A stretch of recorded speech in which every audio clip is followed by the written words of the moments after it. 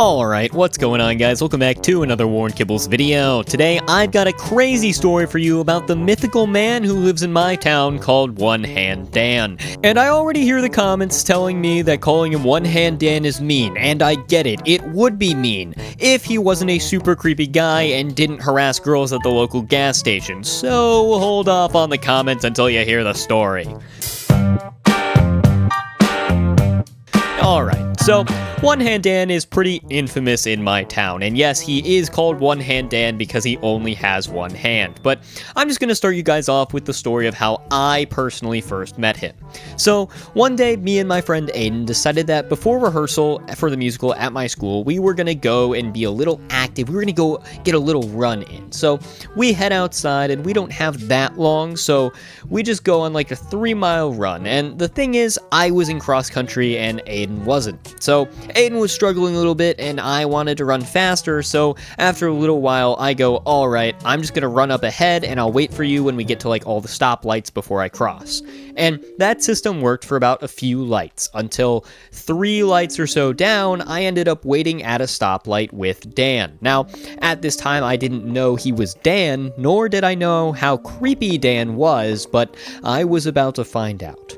So, I'm standing there at the light with Dan until my friend Aiden catches up to me, and Dan has said nothing to me like this whole time. But when Aiden comes up, Dan reacts as if he's just been like reanimated and brought back to life. Like he jumps back and just starts talking to us. "Oh there, young man, going for a little run?" And of course, I'm not going to be like rude to someone who's talking to me, so I just respond like, "Yeah, we both are."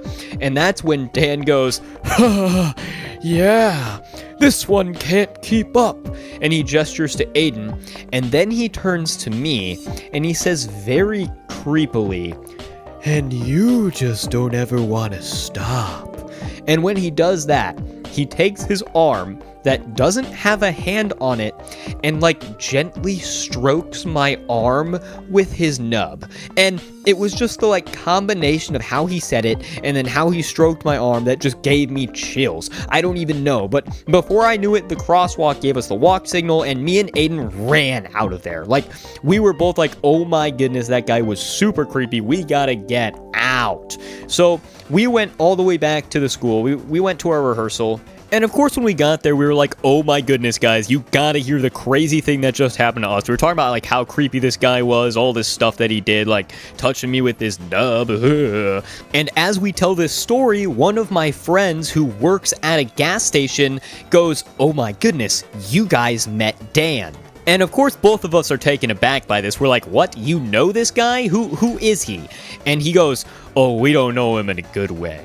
And that's when my friend proceeds to pull up a video that he had of Dan crawling under a bathroom stall. And I didn't really know the context of this video, but I'll just say it was creepy. It was really creepy. The person who was taking the video goes, "What are you doing, Dan?" And then he like gets up and runs out of the bathroom. All I'm saying is that his intentions did not seem too great. And then we end up getting the lore talk, where we learn the whole backstory of Dan from my friend. Basically, the whole basics behind Dan is that he loves the local Quick Trip. He goes in all the time, and he just kind of harasses the workers there. Like, he literally just follows the workers around. And, like, they can't leave. There's nothing they can do. They're on shift. Like, they can't just go home or anything. They can't get away from him. And I don't know if Dan, like, doesn't have a job or something, because I don't know how he affords to spend as much time as he does inside the Quick Trip.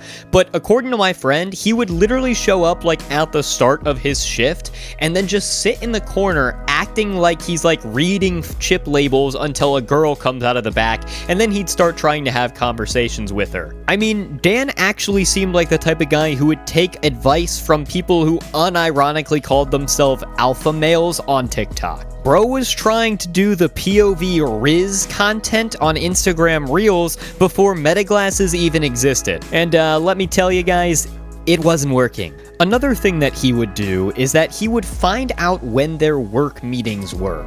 I have no idea how he did this. He must have had like an inside man like that worked in the building for him somewhere. But he would show up on like mandatory training days and be like, "Everyone is here?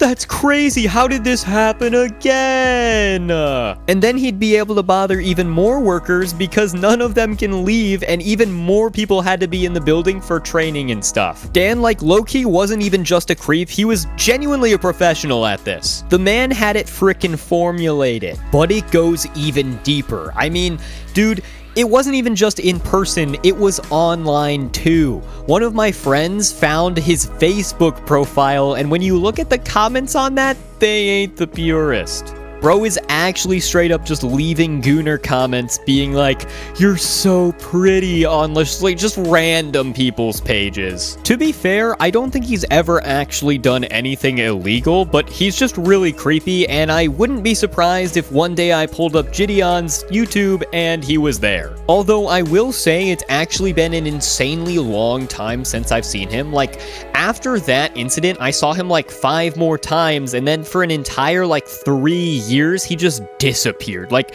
I have no idea where he went, but the reason I'm telling this story is actually because I saw him the other day. I'm not even joking. I was sitting at a stoplight in my car, and I saw him, and I went, "Oh my gosh, it's Dan. He still exists." And you know, that's about it. I just had to make a video about him after that. So yeah, I don't know how crazy this all sounds to you, but like, trust me, bro, when I was in that rehearsal having my friend like unveil all this like lore about Dan to me, it was just awesome. It was just like, oh my gosh, this is crazy. We have a local legend, and I just met him. But anyway, if you guys enjoyed the video, make sure you leave a like. Otherwise, Dan is gonna come to your house.